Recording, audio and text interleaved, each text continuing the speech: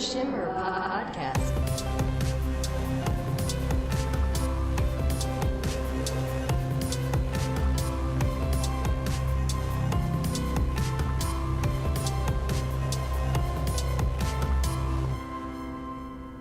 Hello and welcome to The Shimmer. I'm John Bradley. I'm Brian Batiste. And we are back coming to you with a video component that I promise will work this time. And it's more brighter. It's like more bright.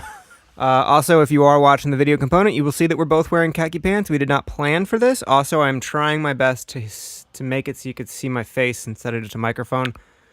But, like, I don't care if you can see my face. Shout out to our new sponsor, Goodfellow Clothing, a subsidiary of Target Enterprises. Yeah, we just both found out that we own a ton of the same clothing because we just go to Target. Yeah, it's Target run. It's closer. What is that noise?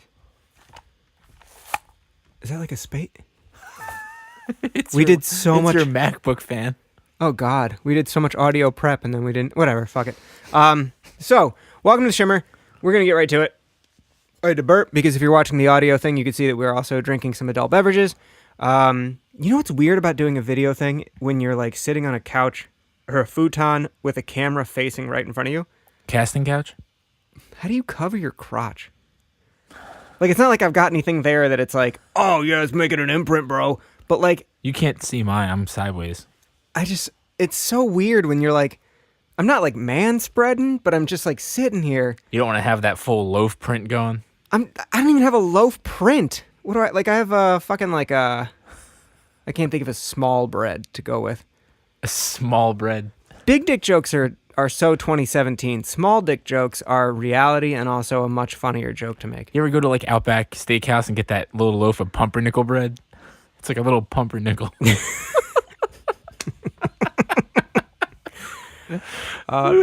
last time I went to Outback Steakhouse, it was when they first got the blooming onions. Ugh. And I was like, oh my God, I keep seeing these commercials for blooming onions. I need to go and get 2 of them. And I went and ordered 1, and then the person I was dating at the time, who was awful, fuck off, just wanted to get that out there. She got 1 as well, and we both got like 4 bites in, and we were like, ew. Dude, I'm all about that. I love those blooming onions. Like, I would like go there just for that. I can literally fill up, not even just saying pumpernickel, because I want to say pumpernickel. I could fill up on that bread, which is free, and a blooming onion, and be good to go. Because every time I get my entree, I'm like too full already. That's my favorite thing to do at any restaurant that just Olive gives Garden? you endless Olive Garden. You go there, you get the never-ending bread, salad, and porsta. And then if you go there with a friend, you go there, you eat as much bread and salad, and then you each... How do you do this? You each, like, eat some porsta, and then you, like, put your porsta into their bowl, if you get the same porsta dish. Yeah. And then you order a second thing of porsta, and then you guys just keep eating it. And then you have, like, you just keep... Cheat the fucking system, bro. Welcome to my YouTube page. Here's how I went from being somebody who lived in their parents' basement to cheating the system. Check out my Ferraris, my Lamborghinis. Hi, I'm John Bradley. Are you looking to save money at the Olive Garden? Over the next 10 minutes, I'm going to show you how.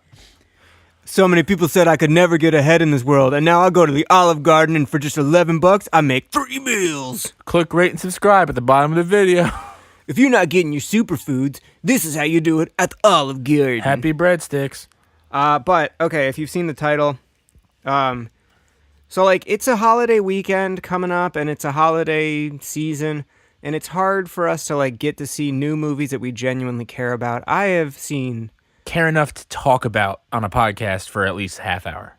So the real truth is, I went and saw Girl in the Spider's Web. It was cool. And then I also saw The Grinch because my mom wanted to go see it. How was that? It was okay. It was The Grinch. It was, yeah, like it did. Who's its the Grinch? point. Benedict Cumberbatch. Oh, God. It hit the marks. I think the weirdest part is that Tyler, the creator, does the music for it. Mm-hmm. And it's just like weird in our lifetime to be like, oh, the dude who's doing the music also used to be super homophobic and terrible. And like you're sitting there like listening to him do the music and you're like, is he going to call somebody the F word? But he didn't. Isn't he in a relationship with Jaden Smith now? He is now, yes. All right. Well, I mean, hey, everyone can turn it around. Yeah, I think as Kevin Spacey showed us, if you do anything bad in your past, just come out. And then everyone forgives you. Yeah. Well, I mean, he hasn't said anything, but I think Jaden Smith said that he was with him. And Yeah, he tweeted like, "Hey, we're together. It's out now. You can't say no." And he tweeted back being like, "Haha, you're crazy, man," which is like something I would say to anybody I didn't know well. way to edit that tweet. Oh, did he say something else? You a crazy N-word. Oh, I didn't even realize that. Yeah. I think I read I it was when like, I was like oh. super drunk, and I was like, "Whoa, that seems like a very disingenuous thing." See, I have this conversation with Lindsay all the time. There's really no reason for me to know any of this. I don't listen to any of that stuff. I'm not really in the pop culture, but I have this incessant need to be in the know with everything. Maybe that stems back from my job, Right. my job title. I don't ever want to be out of the realm of like what's going on. So typically I'll just go through my Google News headlines, and if I just like go through entertainment, that's enough for me to like stay up with what's going on. Well, it's kind of this thing that I've been talking about and thinking about often, where I feel like our parents hit a certain period of their lives where they were like, all I care about is the music I came up with and the stars I came up with. And we're trying to not. Like, I don't Yeah. want to grow and be like, yeah, my favorite record is this record I listened to in high school. My favorite thing to do every year, which, you know, we've done now, 2 or 3 years straight, when Coachella comes around, hang out, throw on Yeah. that YouTube live stream and just figure out what's happening in life. Yeah, and sometimes you like get into some music that you've never heard of, and sometimes you see Sometimes it's just about the people watching.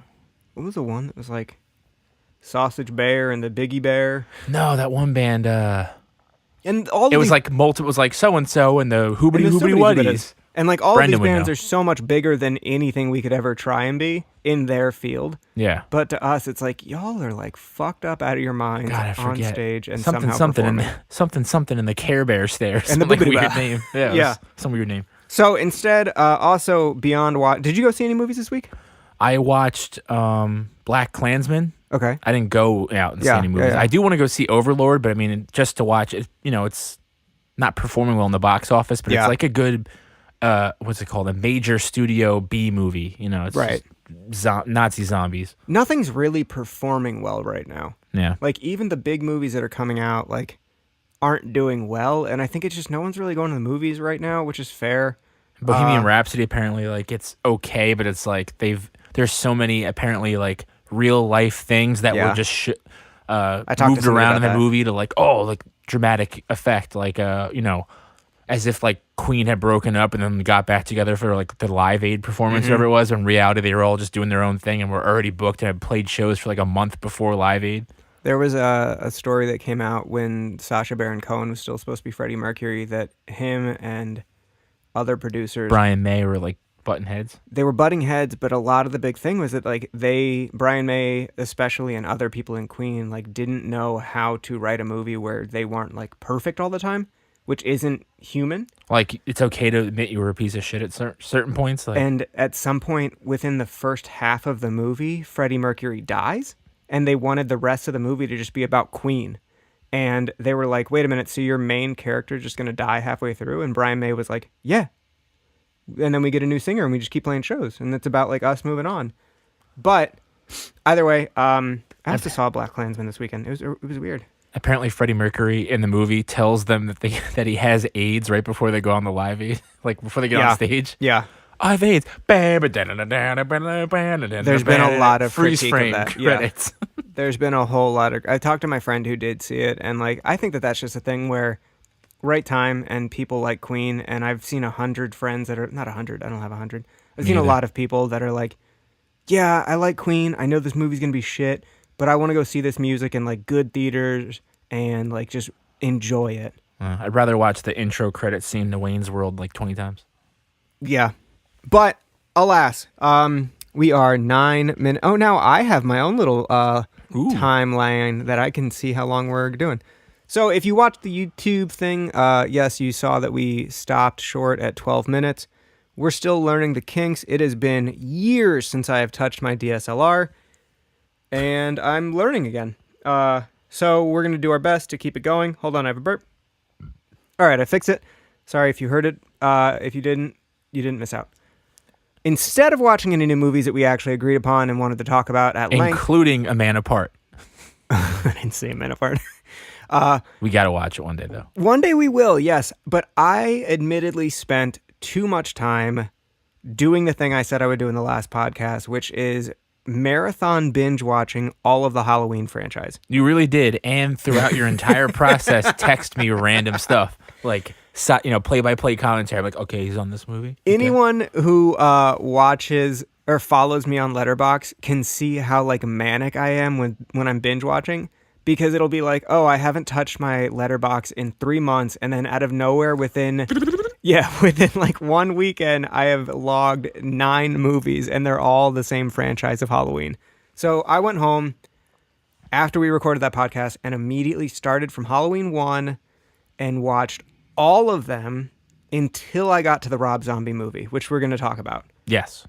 I don't know of another franchise, and I love me a franchise or two, that actively keeps adding and saying fuck you to the movie that came before it. Because, like, you're talking, even the Jamie Lee Curtis movies are not storyline, like, clear. It's just like, okay, at some point, it's just a group of people and Michael Myers. And I think that I like that because they're just like, fuck you to everything. But, like, I'm thinking of other trash-ass franchises, and, like, no disrespect, but, like, even the Transformer franchise keeps the storyline going.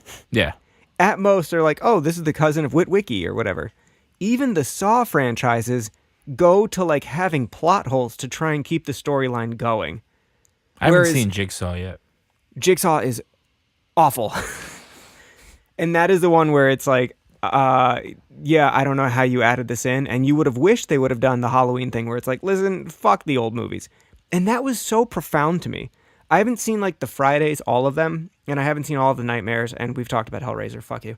But, like, I would love to know wept. If there are other franchises, and obviously, like, we can't really get into it, that just straight up are like, we don't give a fuck, even if the actor is the same person playing the exact same character, we don't give a fuck what happened before this. It's kind of the endearing factor, though. You kind of know at some point, like, this is outlandish. It is random. Like, yes. Whatever. Like just swing for the fences. Who cares? In the new movie, Jamie Lee Curtis plays a grandmother that has a daughter named Karen. Jamie Lee Curtis played a mother that had a son played by Josh Hartnett in another movie. Yeah. H2O? Yes.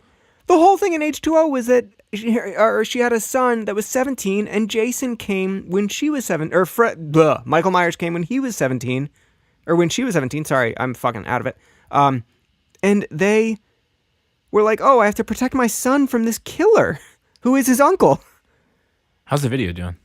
The video has stopped, and now we are back. All right. Boom. So that's like the crazy thing to me, and I loved it. And I also loved that they, with that, still made a point to be like, how can we connect the dots? And at some point brought in, like, the Dark Lord and, like, the occult, and just, like, randomly in one of the movies, they have a tattoo on his wrist, and then in the next movie, you find out it's, like, an old pagan thing. Isn't it crazy how batshit crazy those movies get? Or it's just like, what? My favorite of all of them, besides the first one and the new one, might be the one that is the craziest, where they're like, Jamie Lee Curtis's character has a daughter who has a kid, and they're now searching for the kid, and it's Paul Rudd that plays the little boy that Jamie Lee Curtis was babysitting, and all that fucking crazy shit. I think it's 6. And they go full on, like, I think it's the last Dr. Loomis one. Dude, how funny is it how, like, he blows himself up to save everyone in the hospital on Halloween 2. Yes. Halloween 3, Season of the Witch, we get away from Michael Myers. So I did not watch Season of the Witch. Okay. I couldn't find it at first. It's on Plex. Is it? I put it back on Plex when you said to. I didn't care to, because I was like, I mean, I might go back and watch it. It's not central to the story, so right. Yeah, it doesn't matter. My main thing was I wanted to watch all of the ones with Michael. When you watch Halloween 4, I'm like, yeah, and the resurrection of Dr. Loomis, and you're like, whoa, I'm like, spoiler alert. I'm like, the first, like, 2 minutes of the movie, or it's like, oh, he survived and he's okay. Well, the other thing I realized is that in H2O Resurrection with Jamie Lee Curtis, the 4th of her Halloween movies, she dies immediately. Resurrection, yeah. Yeah, they sell it as like, now with Jamie Lee Curtis again, and then she dies within the first 5 seconds and says some shit that completely blows up the entire storyline. Wasn't it like in Halloween H2O, she decapitates Michael Myers, but you find out he just put a different guy in his suit and mask, Which, and then he survived? The thing is, and this is a thing that I think about with TV often and like movies that are in franchise, watching it in binge, it makes perfect sense because when you watch the end of it, I even wrote like key thoughts or I thought stuff in my head that I was like, yo, Michael Myers is not acting like Michael Myers. He's like showing different signs of humanity. And then as soon as you start the next one and binge watching, you're like, oh, that fucking rocked. But imagine 3 years in between. Sneaky. Imagine 3 years in between. You'd be like, nah, dude, fuck that. But I watched all of them. Yeah. And then 4 years in between, 98 to 2002. Yes. I think Jamie Lee Curtis was probably busy doing Freaky Friday in between that. Oh my God. My sister had that on DVD. I've seen that way too many times. I've seen the Spice World movie way too many times. Me too. Oh. VHS. So, then I get through all of you, them. Posh Spice. You're not going back for the reunion tour. You're too good for that with that Beckham stuff. Well, she has like a company obligation or some shit. I don't want to hear it. It's like 5 stadium dates. She could make it. She just has to stand there and go. It's probably... You just learn the choreography. That's it. It's probably going to be a travesty. That makes a lot of money. Does she need... I mean, the other thing is like she's the one that has kind of made so much money after the Spice Girls. Yeah. And I don't think she's like hurting for money. I think Mel B dissed her and dressed up like her at a party or something that's like that. Awful. I hate Inner Spice feud. But, so I get through all of them, and I start to watch the first of the 2 Rob Zombie films. Yes. And I texted my other friends of film freaks, coming this fall. Film freaks. I was like, how do y'all feel about Rob Zombie as a director? And I'm trying to be less opinionated, so instead of being like, these are my thoughts, I'm just like, how do y'all feel about If you're this? not into that like grindhousey, like Texas Chainsaw Massacre horror feel shit, like, I mean, not all of his movies are like that. Like, Lords of Salem are like, that's a weird movie. That's like a weird 70s, like, I don't know, that one has a different feel, but this had his fingerprints all over it as like a typical, like, what if you put Michael Myers in a Rob Zombie movie, like down to like the guy that played him was like super jacked and like he'd probably play bass in like a fucking like, you know, like in his band. Yes. Well, that's the thing. So like, I love the poster. I love the art for it. I did like the whole like him like, you know, like you got more insight as to why he is the way he is. Like he had a shitty family upbringing. Apparently he got a lot of like rewards. I mean, Rob Zombie's vegan, but is he really? He got a lot of rewards, I think, and stuff like from PETA and animal rights activists who like, I guess that it's one of the few movies where like they tried to put a correlation between like kids that like fuck with animals and kill animals when you're a kid. And it a was lot of times 2007. Yeah. Goes into, you know, serial killers and stuff like that. And that's, you know, he's doing that for fun, like in the beginning of the movie, like without even batting an eye. So this is the thing. And it's not like my qualms with Rob Zombie as like a director or like a filmmaker. It wasn't like how it looked or it wasn't like his, I mean, my problem was the script. My problem was the script and like the choices of shots and stuff. He should write for WWE because like the problem with most wrestling, if you don't watch it now, is that the bad guys are just like cheesily bad. Yeah. Every bad guy in his movie would just say like, fuck a whole lot, call everybody a pussy, and then like emasculate them. That's yeah. All the bad guys would do, every single fucking bad guy. And then, like, I had a couple questionable decisions because, like, I'm me, where, like, he wouldn't show... One, he wanted us to be empathetic towards Michael Myers, which, like, I don't know, man. Well, it's like John Carpenter's whole thing. You never got into why he was doing what he was doing. But I like like the John that you Carpenter didn't. ideology. Rob Zombie's, like, intentionally trying to show you a reason as to why this dude grew up, or not even grew up, just became what he became. And, like... Apparently, he did go to John Carpenter. There was some sort of consulting. You know, John Carpenter didn't have an official involvement in the movie, but he told Rob Zombie to make the movie your own. Like, you don't have, like, I appreciate you wanting to, like, you know, take my thing and go with it, but, like, honestly, like, do what you got to do. He had pressure from the studio to obviously kind of make it like a reimagined remake. Okay. Halloween 2, it's like where that movie... Well, it made Rob Zombie's Halloween did not do well, like, but the critics, it only cost them $15 million to make, but it made like $80 million or something like that. Like, it was definitely a box office success. So they kind of gave him the keys to the castle. Then he Rob Zombie the fuck out of it for Halloween 2. Is Halloween 2 just another one of You his didn't see things? that? No, I didn't watch it. Halloween 2. I didn't even finish Halloween 1. Halloween 2 just follows. It's a sequel to Halloween 1, so it's like a completely at that point just. It's real fucking wonky. So there real were- spacey. Like he's having Okay. like visions of his mom, like on a fucking white horse. Like do this, Michael, go. Like almost like either like a psycho Yeah. / Friday the 13th kind of thing, and he's just like constantly like. Yeah. See, I like couldn't finish the first one. It follows immediately after the first I couldn't get through it. It was a labor to watch. I kept looking at the timestamp because I was like, yo, I have to be like 2 hours in, and it was just like 45 minutes. It was just so tough to watch, and I guess that's like the Rob Zombie style. But like certain qualms I have, like call me a fucking social justice warrior, call me PC, whatever. He wouldn't show Rob Zombie like killing men. He would just show like the back of not Rob Zombie, I know what Michael you mean. Myers.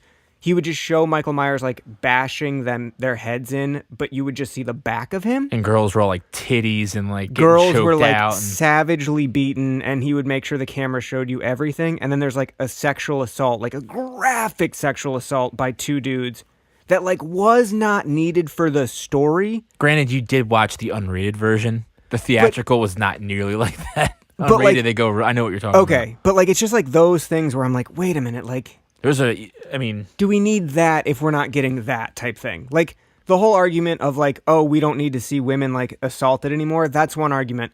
But like if all you're doing when you see like Michael Myers killing a man is like seeing him like bash him up against a wall in a bathroom, and then Yeah. like you see other that's like my whole point about it. I was just like, I don't feel like this is even, and it makes me not want to watch it, so I just stopped. there was a moment of like they could have definitely had some continuity from the earlier movies Yes. because Laurie Strode in Rob Zombie's Halloween is played by Scout Taylor Compton. Yes. Her friend Annie is played by Danielle Harris. Yes.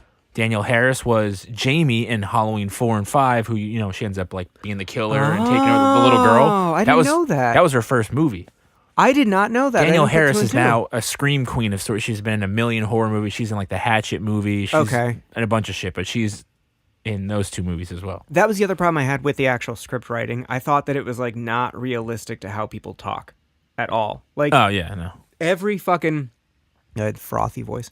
Every like scene between three girls that are in high school, which is like, you slut, you're gonna get fucked tonight. Well, it's definitely again that Rob Zombie tone where it's like titties and rock and roll and And like I Nah. don't care about that shit. yeah. Like you could put on an artful masterpiece, but as soon as your dialogue comes, if it's like you fucking slut, I'm like, I don't want any of this. This is Yeah. not how people actually talk to one Have you another. watched like The Devil's Rejects or anything else? I watched the first movie he made, House of a Thousand Corpses. which to me just seemed like him With trying to make Rainn Wilson and Chris, what's his face? Pine Chris Pine. Evans, Pratt, Blah, blah, blah, blah. Cornell. Talking Dead, whatever else.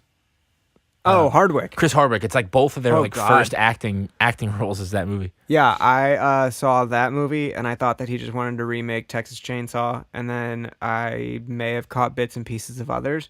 He's never been a filmmaker I've given a fuck about. Oh, I mean, it's a very. Yeah. He's got a lane, and Yeah. that's fine. Like I haven't watched 31 yet, but I have that. That's crazy over the top murder bullshit. The next movie comes out early next year. It's a sequel to Devil's Rejects called 3 from Hell. Oh wow, crazy! So- be sure to not watch. They were apparently, you think everyone gets murdered in a shootout with the cops and the Devil's Rejects. So House of a Thousand Corpses is, like you said, like that slasher weird, the grindhousey, Yeah. haunted house weird thing. Devil's Rejects is like a Western movie. It's Really? totally different feel, really weird, desert. They're on the run from the cops the entire So time. Red Dead Redemption. Kind of ish, minus horses. Oh, I want horses. Still very Rob Zombie. I love horses. There's a part where, Captain Spaulding, the clown's more involved in it, and like he's one of the people. Do you know what I want? What? I want Lean on Pete, directed by Rob Zombie. That'd be funny. But Yeah. there's a quote I used to do all the time. Captain Spaulding, he's all like messed up in his clown paint and stuff. He's on the run from the cops, and he like jumps in this car when a woman goes into like a hotel or something like that. Yeah. And you want to reset your video? I'm about to. I'm Do waiting it. for it. It hasn't stopped yet. Okay. Oh, weird. I feel like if I so I think it just records once for 12 minutes and then it just is like, "All right, dude, we get it. You don't give a fuck about our rules," and then just keeps recording. That'd be nice. All right, go ahead. Long story short, he Yes. jumps in a car, goes to steal it, but there's like a little kid still in the passenger seat, and the kid's like all scared. He's like, "Oh," and he's like, "What are you afraid of clowns?" And like makes him jump and scared. He's like, "Do we make you laugh? Do you think we're fucking funny?" And Oh the my kid's God. like, "Oh," and he goes, "You tell me when you saw me, and I'll kill your whole fucking family." And the kid like runs out of the car. It sounds like two things I don't want to ever watch, like stereotypical Southern accents and clowns. Oh, dude, it's so funny. I'm desensitized to that shit though. Yeah, like it's not for me. Cool, Yeah, but I watched all of them. almost. Fair. Very fair. I cannot say that I've seen every Halloween movie ever made. Do you know there's a video game? Yeah, there's a really successful video game right now for Friday the 13th, and you play as Jason and just like run around and fucking murder people. Is it Super Mario's Melee? Yeah, he's a secret character. No, apparently it's like there's a weird thing going on right now, which I'm not gonna get too into it because I don't know enough about it to talk about it on a podcast. But like, whoever owns Friday the 13th, there's like a legal battle happening between like the original people and somebody else, and it's actually held up DLC and add-ons for this video game that everyone's playing. Good. And that's why there hasn't been any movies made, but apparently the original guy just got the rights back, so now he's in control of intellectual property, and now I guess things can get moving on a new movie and whatever else. But Interesting. yeah. Well, that is our. Do you have any more you want to add about Halloween? I think I'm good on Halloween. I'm trying to think if there's I don't have. Oh, well, I'll figure out this whole phone number thing. I set up a number for people to call if they want to leave suggestions or talk shit about us or make fun of our khaki pants and our loaf prints. Please don't make fun of our khaki pants. Don't talk about John's pumpernickel bread. You can't see it. Not today. I feel like you still. I'm doing my best to get. The microphone out of your face. Like last time, you were like, "What's up, I'm John Bradley?" What if I just stay this far away from the podcast microphone and I just keep doing finger guns into the camera? I can just keep the gates off, and then we'll just be like, Is this really good audio for podcast? One of my favorite things is radio shows that are still on the radio but also simulcast on TV, and this makes me feel like I've lived out a dream where we're on a TV, which is just my computer screen. And we'll never pull Mike Francesa and fall asleep live on the air and then deny it for 3 years afterwards. Shout out to the Pope of New York. Mike Francesa didn't know who Stan Lee was, and when someone called in right as Stan Lee Who died, cares? You heard that? Dude, Jim and Sam nonstop berate that and play clips off that. Like, they hate listen to it and just keep playing stuff. They kill me on that. I know you don't like Sam Roberts. Right. That show is fucking hysterical. Well, they also got the audio on Dan Le Batard, and I also listened to Bodega Boys, and I love that there's so much They were just shit. on Jim and Sam. Oh, I love them. Mm-hmm. I love that there's so much shit that is from this area. I mean, Le Batard is like Miami, but so much shit from our like lexicon that knows and dishes on Mike Francesa. Yeah, and sucks. and people don't really know about him outside of the tri-state area, and now he's trying to push this stupid app for like $9 a month that has, and that's where they bust his balls. Who wants archives to sports radio from like, oh, I want to listen to this show on today's date, 1997. This isn't WWE Network where it has some redeeming value. You're like, oh yeah, the Yankees were doing really good this time of year. Too bad they didn't even make the playoffs. Like, There's a reason that he can do that. It's because he's the same guy who like made a big deal when he started a Twitter account this fucking year.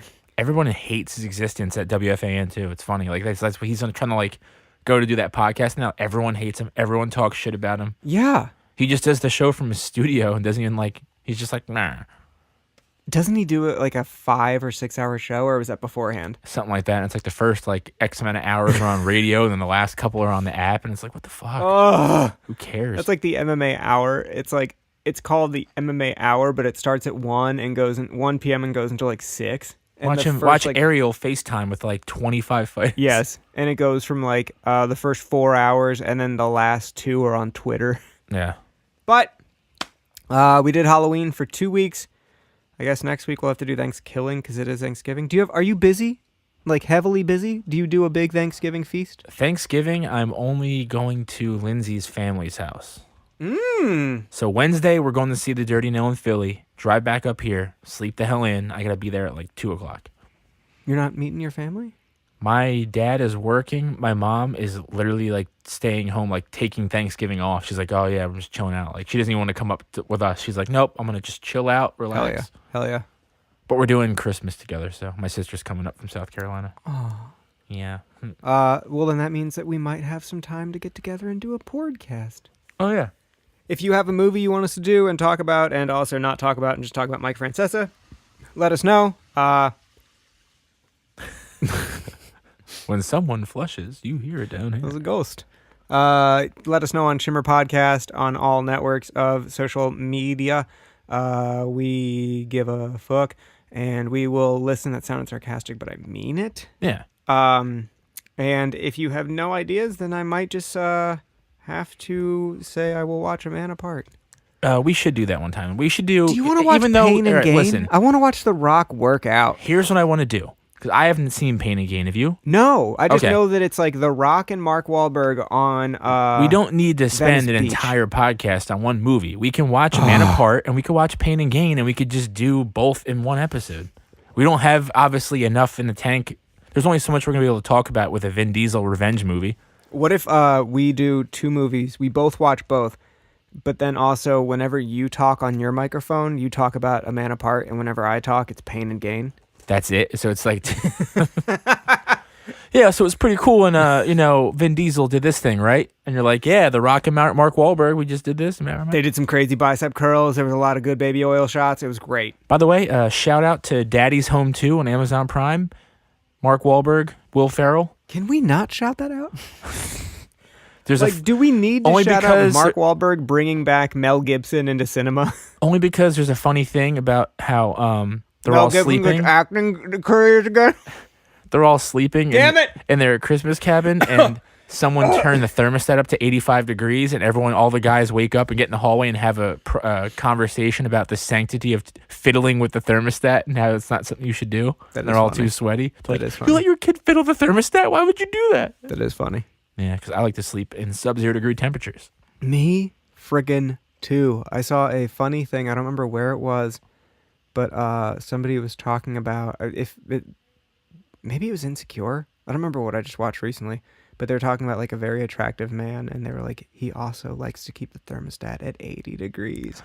No. And they were like, oh my God, yes. And I was just like, oh my God. If that shit is over 72, I'm like, yo, can we turn it down? I thought I was going to be cold down here, but I feel just right. This is perfect. Yeah. All right. Yeah, it's just becoming more and more of a lifestyle podcast. I had a friend be like, yo, is It's your more podcast, than just movies. is your podcast like funny? Like, what do you guys talk about? And I was like, Stuff and junk. it's like movies, but we just kind of ramble. There's more to life than just movies. There's wrestling. There's... Bum, I mean, bum, bum, bum, bum, bum, bum, bum, bum, bum, bum, bum, bum, bum, bum, bum, bum. dun, dun, dun, dun, dun, wow. Dun, dun, dun, dun, dun, dun. All right. Good night.